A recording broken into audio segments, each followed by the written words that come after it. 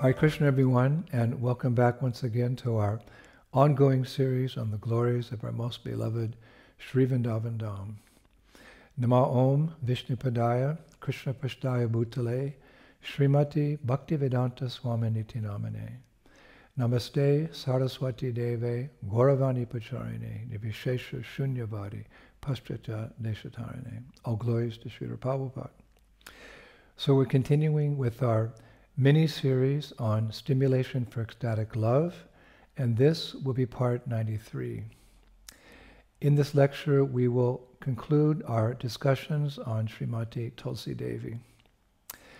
Like all our lectures in this mini-series, our purpose in speaking about Tulasi Devi is to deepen our understanding of her and appreciate how important she is in helping us to awaken our love for Radha and Krishna, as well as the divine abode of Vrindavan.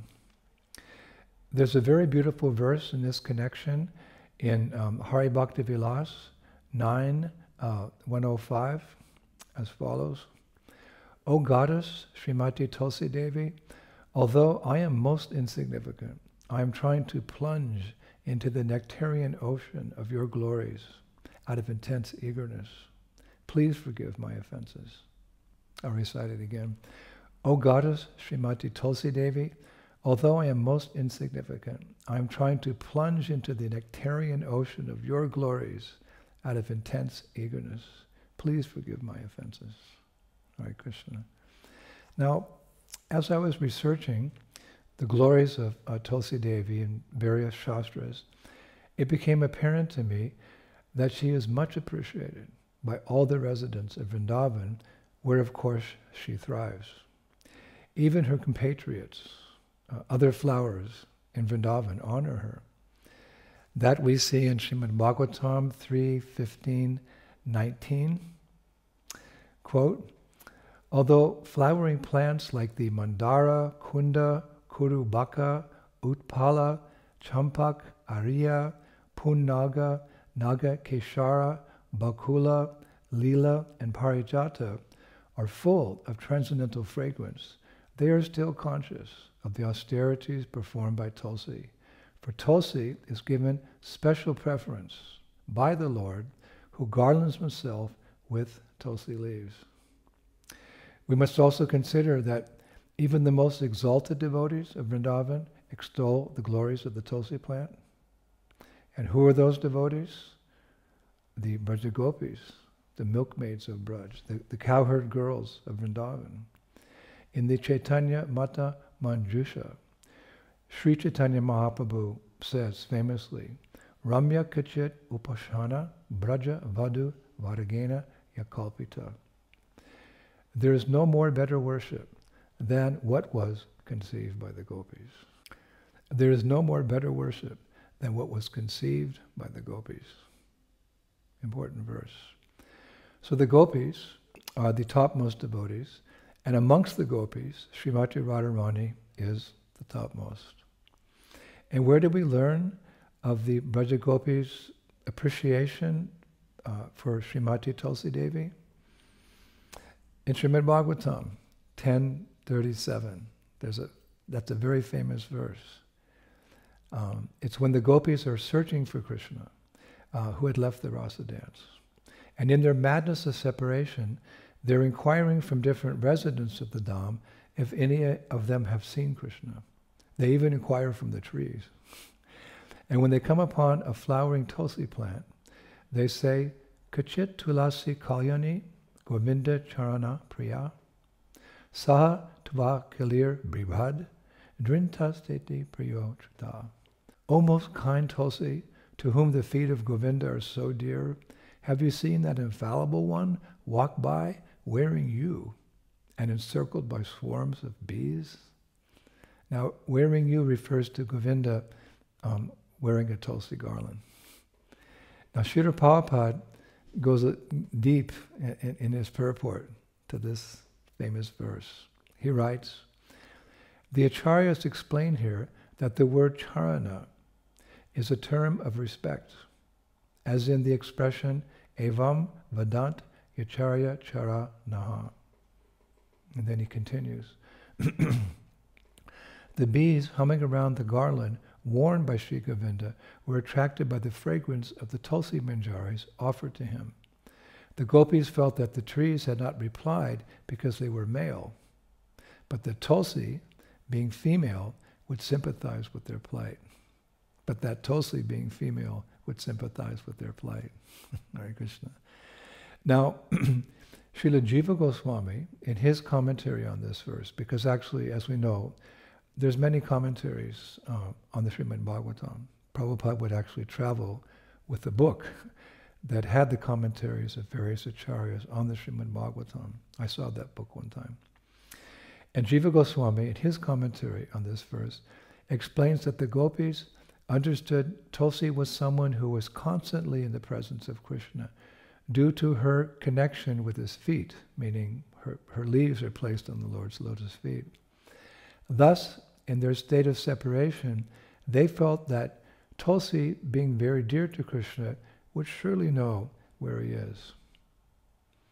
And Jiva Goswami adds that the reference to the bees indicates the divine fragrance that surrounds Krishna, a fragrance that attracts even the bees, thus further enhancing the sacredness of Tulsi's connection with Krishna.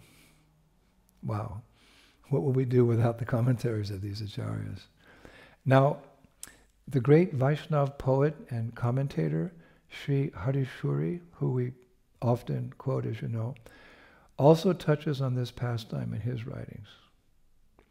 He writes that the gopis were thinking as follows. We consider this Tulsi to be Tulasi Laguna, incomparable in character, as well as a repository of simplicity. This is because even though she sees us gopis as her rivals, she keeps her head bowed down in distress, seeing our distress. This is because even though she sees us gopis as her rivals, she keeps her head bowed down in distress by seeing our distress. So I was thinking, why does Tulsi see the gopis as her rivals? Well, because Tulsi is married to Hari, to Krishna, and the gopis also want to be married to Hari, to Krishna. So the gopis continue. O Tulsi, O Datri, earth, both of you are co-wives of Hari, yet the affection that you have for each other is incomparable, because you, O earth, are always sheltered at the feet of Tulsi, and you, O Tulsi, are always acting as the earth's umbrella. We too wish to love that same Hari. Can you please tell us where he has gone? We too wish to love that same Hari. Can you please tell us where he has gone? Very nectarian part of the Srimad Bhagavatam, beautiful commentaries. So, taking into consideration these passages from Shastra, as well as the realizations of exalted acharyas, we should also always consciously worship Tulsi Devi with great awe and reverence. The Hari Bhakti Vilas encourages us to do so in verses 308 and 309. In this part of the Hari Bhakti Vilas, a devotee named Gautama is speaking to Ambarish Maharaj. So he says, Tulasi prata nika rair nityam pujayase harim bhundram vibharashi deha tvam gopi chandana sham bhavam. Do you worship Lord Hari every day with offerings of Tulsi leaves? He asks him, do you worship Lord Hari every day with offerings of Tulsi leaves? Do you decorate your body with tilak every day? Then he says, Vibharshi kante tvam nityam datri pala sumad bhavam malam maka yuta samam tulasi patra sambhavam. Do you wear beads made from amalaki fruit on your neck? Do you place on your head the tulsi garland that was offered to the Lord? So like that, we're being encouraged by our acharyas to focus and on the worship of Srimati Tulsi Devi. And Srila Bhaktivinoda Thakur, in his immortal book, Jaiva Dharma, chapter 20, part 8, he says, and I quote, Tulsi Devi may be served in 9 ways. Seeing Tulsi, touching Tulsi, meditating upon Tulsi, glorifying Tulsi, bowing down before Tulsi, hearing the glorification of Tulsi, as we're doing now, planting Tulsi, tasting Tulsi, and worshipping Tulsi daily. Practical advice, how to worship Srimati Tulsi. He goes on, all these services to Tulsi Devi are ultimately meant for the pleasure of the Supreme Lord. Thus, the glories of Tulsi Devi are endless. Pertinent advice from the pioneer of the Sankirtan movement in Western countries, Bhaktivinoda Thakur.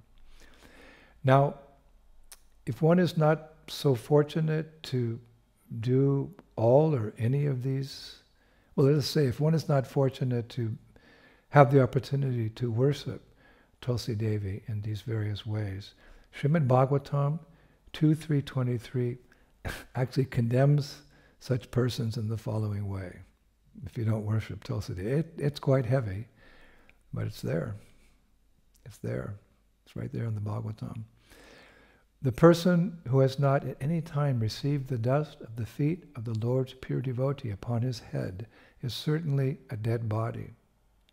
And the person who has never experienced the aroma of the Tulsi leaves from the lotus feet of the Lord is also a dead body, although breathing. I told you it's quite strong, but it's there.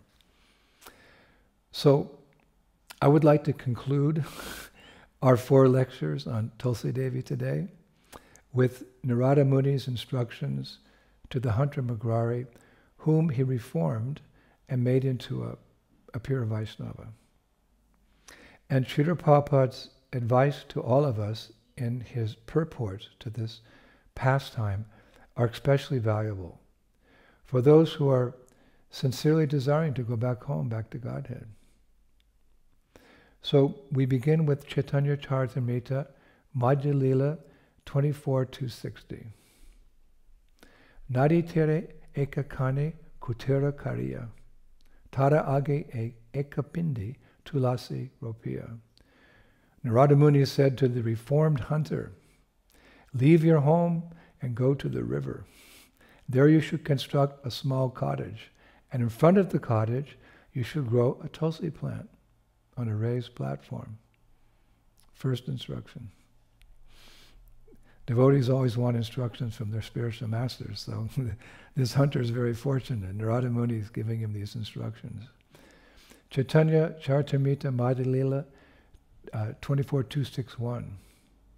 Tulasi parikrama kara, tulasi sevana, nirantara Krishna nam kariha kirtana.